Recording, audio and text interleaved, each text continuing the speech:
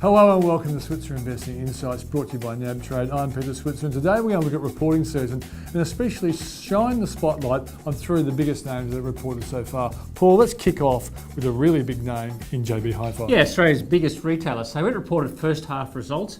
Net profit of $151.7 million, up 21% on the prior corresponding period.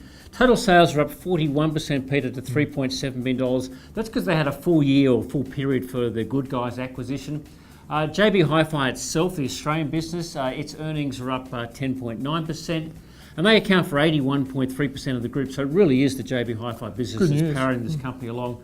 And dividend of 86 cents, up from 72 cents in the previous period. It's a good rise. Okay, Paul, let's do the positives and the negatives. Yeah, first of all, they increased their overall sales guidance to $6.85 billion, previously 6.8, so sales are going okay. The performance of JB Hi-Fi, the Australian business, as I mentioned, Peter, they actually managed to reduce costs of selling, of doing business, and also with strong sales growth. So actually, margin there was actually up by 1 basis point.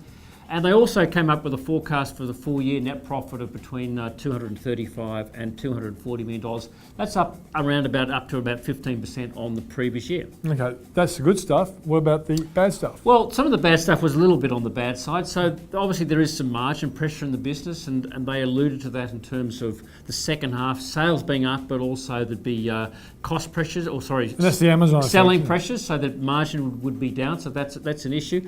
Their actually implied second half profit is actually only up by around about 1 to 8%. So JB Hi-Fi has a strong first half, not so strong a second half.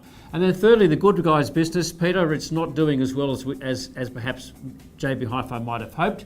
And finally, they came up, they did give us some sales figures for the month of January 2018. Now, these are out of the period, but comparable store sales only up 4.5% over the period, a little on the low side. Okay, so is JB Hi-Fi a buy at these levels? Look, I think around the $26, it's probably not.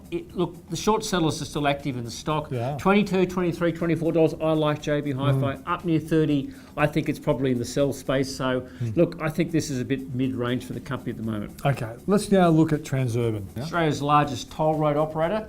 Revenue up 10.6% to just over $1.2 billion. EBITDA up 11.6%. That's the important number, to $817 million. Their margin was also improved by 0.7%.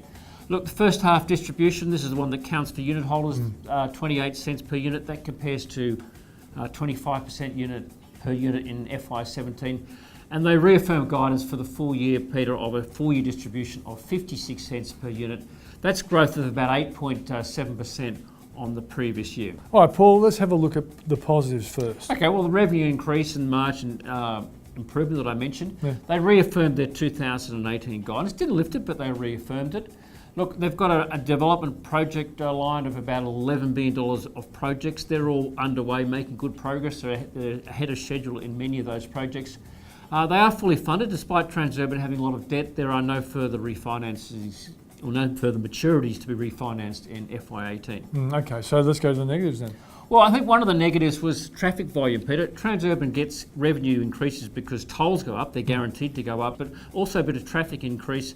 The average daily volume only grew by 1.4% over the half year. A little bit of that's to do with CityLink and the work they've been doing on CityLink in Melbourne, but that was a bit on the low side. And then the distribution guidance, as I said, was reaffirmed at 56 cents per unit. Traditionally, or in many cases, Transurban's upped its guidance, and I suppose the market might have been hoping for just a little bit more. Okay, I know you've been a great fan of Transurban in the past. Is it still a stock you want to buy? Yeah, very much at this level. I mean, Transurban's obviously impacted by the movement in bond yields. It's seen by many people as a bond substitute. So if bond yields go up, bond prices go down, that impacts potentially stock prices like Transurban. But a couple of things to mitigate against that. Its whole debt book is fully hedged. It's got a long-term tenor of 9.3 years. It really only pays higher interest costs when it comes to refinance loans. So I think that's a positive. And it has this huge development pipeline where it's able to increase revenues. So I think in moments of market weakness, if you get seen with falling or rising bond yields, falling bond prices, Transurban's a good opportunity. Okay, let's talk about another stock that you really love, and that's CSL. Yeah, Australia's leading health company, number one in plasma globally and number two in influenza globally. Reported really strongly. Revenue of $4.14 billion. All of these are in US dollars. Yeah. Up 11% on constant currency terms. EBIT up 31% to $1.48 billion. And NPAT also up 31% in constant currency terms to $1.09 billion. Dividend for the half year of 79 US cents compared to 64 cents in the corresponding period. That's a nice rise. Let's start looking at the positives. I'm sure you're going to be plenty. Well, I mean, one of the reasons that it's really strong revenue and profit increases is the performance of the Seqirus influenza business. Yep. That's very much affected by seasonal factors, and also there's been in the United States very strong demand for influenza products. So that's done really well. The other thing is they've upped their full-year guidance. So this is their profit guidance. Previously, they had full-year profit guidance of between 1,480 and 1,550 million US dollars. They've upped that now to 1,550 to 1,600 million dollars. So that translates to underlying profit increase for CSL of between 15.9% and 19.7%. That's why CSL's trading on the model as it is. It's a $1 billion business. Let's go to the negatives. Yeah, look, the only negative for me is the little bit of, they warn about competition in the haemophilia market. CSL's got a product that it's phasing out. It's got some new products coming into that market. So there might be some question marks about the uptake on those new products. All right, your overall view on CSL? I think this is a strong result. The market's going to like that. Look, but there's always a challenge for CSL. When you can growing your profit by between 15 and 20%, how do you do it next period? But that's a strong result, and the market should be Okay, happy. let's rate reporting season so far, despite the fact it's still early days. Yeah, look, still early days. Most of the companies you get to report, but I think we're seeing a couple of things. The reports are okay. I mean, look, there aren't too many companies that are disappointed. There aren't too many companies that have really shot the lights out. Dividends are up. Guidance statements, again, are okay. They're not really excelling. I'd like to see a bit more positivity, but they're not negative either.